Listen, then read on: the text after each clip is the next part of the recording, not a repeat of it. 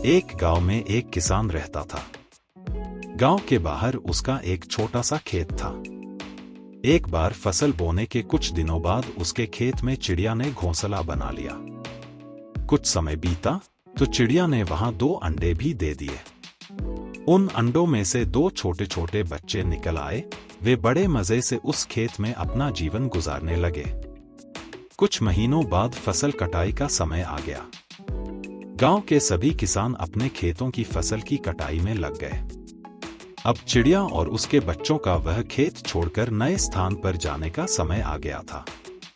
एक दिन खेत में चिड़िया के बच्चों ने किसान को यह कहते सुना कि कल मैं फसल कटाई के लिए अपने पड़ोसी से पूछूंगा और उसे खेत में भेजूंगा। यह सुनकर चिड़िया के बच्चे परेशान हो गए। उस समय चिड़िया कहीं गई हुई थी। जब वह वापस लौटी तो बच्चों ने उसे किसान की बात बताते हुए कहा, माँ, आज हमारा यहाँ अंतिम दिन है। रात में हमें दूसरे स्थान के लिए यहाँ से निकलना होगा। चिड़िया ने उत्तर दिया, इतनी जल्दी नहीं बच्चों, मुझे नहीं लगता कि कल खेत में फसल की कटाई होगी। चिड़िया की कही बात सही साबित हुई। दूसरे दिन किसान का पड़ोसी खेत में नहीं आया और फसल की कटाई न हो सकी। शाम को किसान खेत में आया और खेत को जैसे का तैसा देख बुदबुदाने लगा कि ये पड़ोसी तो नहीं आया। ऐसा करता हूँ, कल अपने किसी रिश्तेदार को भेज देता हूँ। चिड़िया के बच्चों ने फिर से किसान की बात सुन ली और परेशान हो गए। जब चिड़िया को उन्होंने ये बात बताई तो वह बोली, तुम लोग चिंता मत करो, आज रात हमें जाने की जरूरत नहीं है।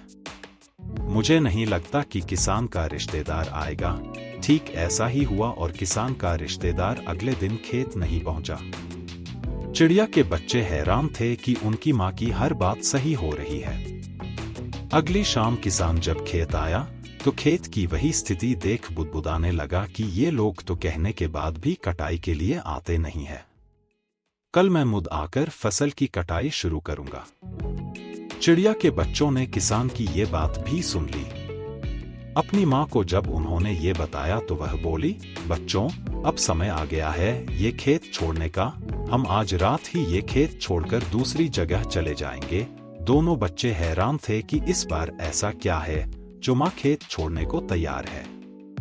उन्होंने पूछा तो चिड़िया बोली, बच्चों, पिछली 2 बार किसान कटाई के लिए दूसरों पर निर्भर था। दूसरों को कहकर उसने अपने काम से पल्ला झाड़ लिया था। लेकिन इस बार ऐसा नहीं है। इस बार उसने यह जिम्मेदारी अपने कंधों पर ले ली है, इसलिए वह अवश्य आएगा। उसी रात चिड़िया और उसके बच्चे उस खेत से उड़ गए और कहीं और चले गए।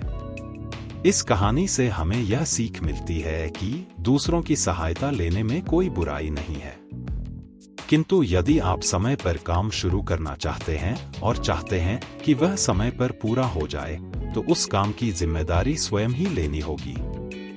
दूसरे भी मदद उसी की करते हैं जो अपनी मदद करता है। तो दोस्तों, मिलते हैं एक और नई कहानी के साथ। तब तक आप चैनल को सब्सक्राइब कीजिए ताकि ऐसी मोटिवेशनल कहानियां आपको सबसे पहले मिल सके।